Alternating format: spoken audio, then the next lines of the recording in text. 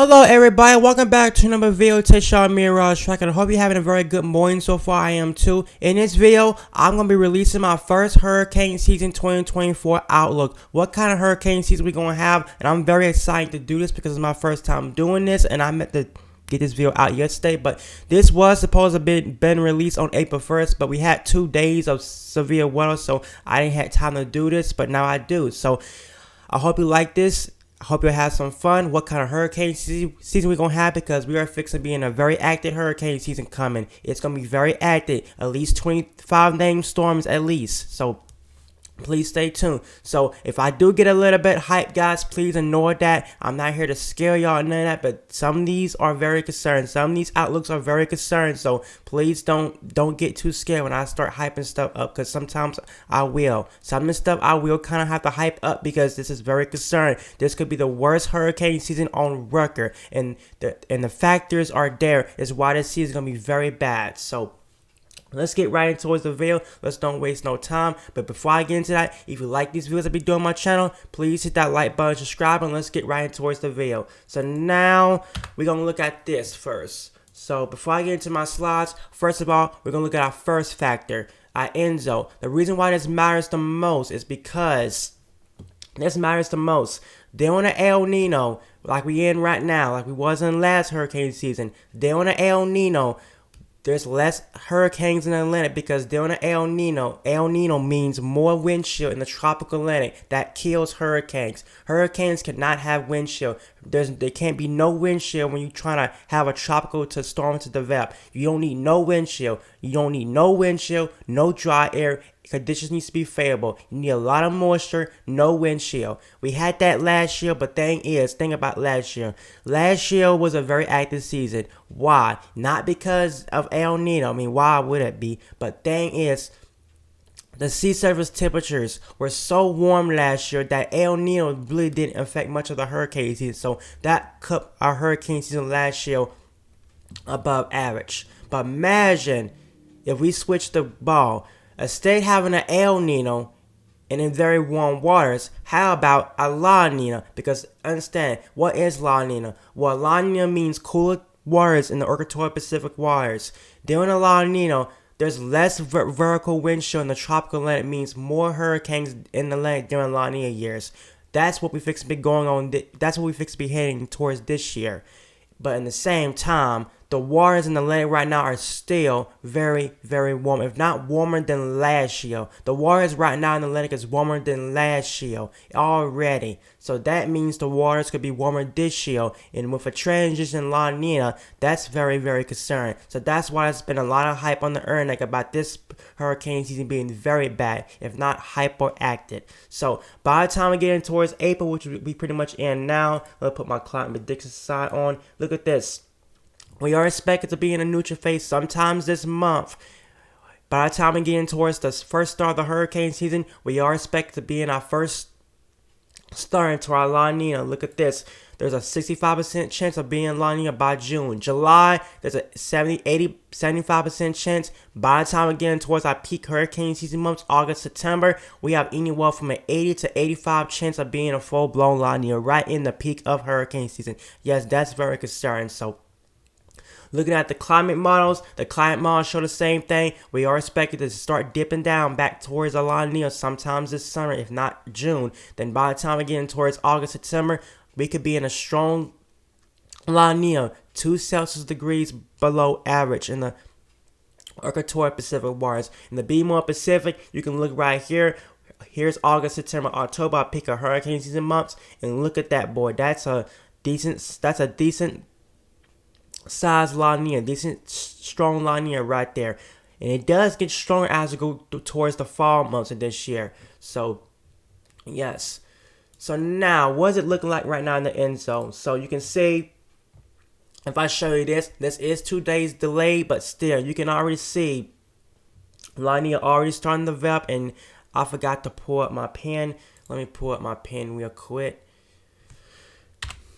because I need that. Okay, there I go.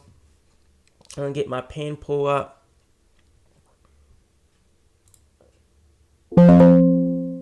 Alrighty. So now you can see La Nina is coming back. It's already here, guys. It's already here. You see that Christ girl. Look at this. Oh, yeah. Look at that. It's coming back. It's coming back big time. And look at that. It's already starting to get in towards our 3.4 region. So that means neutral phase is almost here. So the transition is already starting. So that's always going to be bad news for this upcoming hurricane season. So now I want to show you this. What's it going to look like as we get towards the hurricane season? Because we are expecting the transition. So first of all, we're going to start with May, because May is when we're going to be in that neutral phase. So by the time we get in towards May, we're going to be in that neutral phase. June, we are expected to be in La Nina sometimes in June this summer. Look at this. July, La Nina. But look at this. In the same time, we're gonna be in this La Nina by June, but in the same time, look at this. This is concerning. Now, I'm gonna slow down the hype. I'm not here to hype stuff up to scare y'all, but this is very concerning. Look at the Atlantic water right now, and when you got this adding towards this, yes, that's a very busy season. And I'm not saying that this season is going to start very early, but I'm saying this season can start as early as May 6th. It's because the reason why I'm saying this season can start as early as May 6th, the waters are already warm enough to support hurricanes in the Caribbean. The thing is, it's not hurricane season yet. It's not the time of year when we start seeing tropical development, because it's not summertime. I mean, we're not really that much in spring yet. We just barely in spring. But look at this. Very warm Atlantic. Very weak La Nina going to be in place, but look at this. The La Nina will strengthen as we get in towards July. It gets even stronger in July, but in the same time, we got La Nina in the Equatorial Pacific, while we got very warm Atlantic waters. And look at these sea surface temperatures in the Atlantic, anywhere from 2 to 3 Celsius degrees above average. Very, very warm. Look at this. As we get in towards August, the peak of hurricane season month, keep it out. We got La Nina starts to get a little bit stronger, and Atlantic waters are still going to be running above average. And look at this. I'm not saying there's not one spot in the Atlantic right now that's running neo-normal to slightly below normal. The whole Atlantic basin is running above average. That's very concerning. And look at this. As we get towards September, the peak of hurricane season month, look at that. La Nina gets much stronger as we get towards September. And look at that. We still got very warm Atlantic waters. Also, how about October? October gonna be very active, but La Nina does get stronger as we go towards this upcoming fall. The water's still gonna be very warm. How about November? Boy, that's a very strong La Nina as we're going to get in towards November. Still going to have very warm Atlantic. So not only this season going to start early, but this season can last all the way in towards November. At least towards the middle to late November. So this could be a very long season. And look at this. Even December, still going to be very warm in the Atlantic. And look at this. Even going towards next year, still going to have very warm Atlantic waters. And boy, the La Nina is still going to be in place. So yes, very concerned. So now the temperatures all showing the same thing. June, as we get towards June, we're going to be in La Nina, very warm Atlantic. July, here is this. July, August, September, October, November, still. And look at this. Even going towards the first couple months of next year, we still going to have waters, very warm waters in the lake, but that La Nina is still probably going to be in place at least all the way through the early next year. So now let's get right into towards sea surface temperatures. What's the sea surface temperatures looking like right now? Because it's also very alarming. So I'm not going to hype stuff up on this, but this is concerning, and you got to understand this. So now, look at sea surface temperatures right now. The 26-degree ISO is what you need for hurricanes or tropical developments to develop. It's already this far north. I mean, look at this. That's something you don't want to see, guys. That's pretty far north. Look at this. This whole section right here that I'm outlining is already favorable enough to support hurricanes already, and this is already pretty far north. So that's very concerning. So, and guys, it's only April. It's only early April, and sea surface temperatures in the Caribbean is already support enough for hurricanes. On average, for this time of the year, the 26-degree ISO, which is that white shade, is supposed to be like right here for this time of the year. We're not supposed to see it all the way right here. So we are running above average in the Caribbean right now. So pretty warm waters. Now, to be more specific, here's a better, easier understanding. You can see the actual sea surface temperatures. 27 degrees Celsius, 25 degrees Celsius. Look at this. Even down towards the Caribbean, you got 28 Celsius. degree waters. I mean, that's very warm. And that 28 is like mid 80s right there. That's mid 80 temperatures right there. The Gulf's still not warmed up a little bit. The Gulf is starting to warm up a little bit. Our 26 degree ISO is already in our Gulf of Mexico. And boy, this is pretty far north already. I mean, wow. 2024 is going to be the worst hurricane season ever. I mean, going back in history, guys, ever since the 1800s, there's never been sea surface temperatures this warm before. I mean, they've been keeping up with this stuff for decades, and they have never seen sea surface temperatures this warm before, and especially for this time of the year. I mean, the 26 degree ISO is already this far north, and boy, sea surface temperatures don't stop warming up until like October. They don't start cooling down to October, so we got into September to deal with very warm sea surface temperatures, and I thought my recording stopped because I heard a beep. So now, sea surface temperatures anomalies. Annoyed the beeping. I don't know what's going on, but sea surface temperature anomalies. Now, we are cool. We did cool down just off the coast of Africa, but I'm pretty sure that's going to warm right back up. So the waters has cooled, but don't think because the waters are cooling, doesn't mean we're going to have a below average season. No, the waters are actually going to warm right back up. The water is just cooling down just a little bit. Look at this. The tropical Atlantic, the Veblen region is running very, very warm right now, already in April. You can see this anywhere from 2 to 2.5 Celsius degrees above average, even possibly 3 Celsius degrees above average right in the Caribbean. I mean, very, very warm. Cool and normal just off the Carolina coast, but things are going to get warmer, guys. So don't think these blue colors will stay here for that long. So now let's get right in towards upper ocean heat content. So first of all, we're going to look at the most busiest hurricane season on record so far, because 2020 was the most active hurricane season on record. And this year could be doing the same. This year could be the same thing. So let's see. So while we look at this, well, this is upper ocean heat content. This matters the most. This is how much heat is stored below the ocean, because you can't just worry about the skin of the ocean. You gotta worry about below, because a lot of times hurricanes like the upwell waters, and when there's not enough warm water below, the hurricane is not going to strengthen as much. So long as that 80 degrees Celsius is deep below, meters down, and not just on the surface, that means more field. This is food for hurricanes. So you can see here is where we were in 2020, the most active hurricane season on record. Not as much, but still we was above average in 2020, because usually for this time of year in April, we're supposed to be like down like right here. So 2020 was above average on upper ocean heat content. But look at this. Very, very warm, especially in that yellow.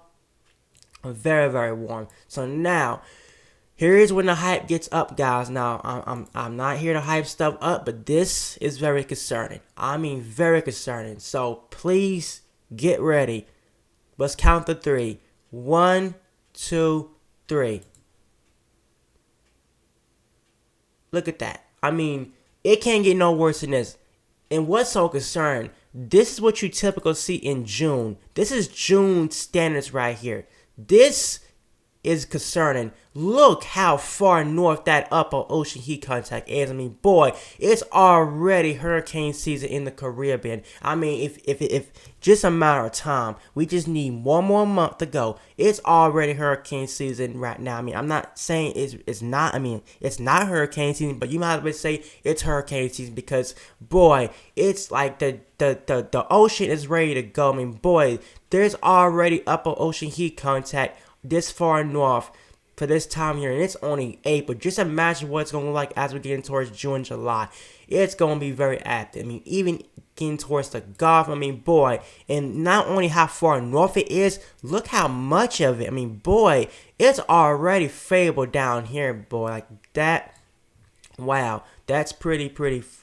That tells you why we're going to have a very active hurricane season. So now, how much precipitation? I like to look at this because it's very important. So this is based on precipitation. So the green is above average precipitation. The white is neo-normal, and the yellow and orange, the yellows and orange, and even towards the brown is below average precipitation. So we're going to look at our hurricane season months. So first of all, we're going to start with the CFS model. As we get in towards June, this is wide.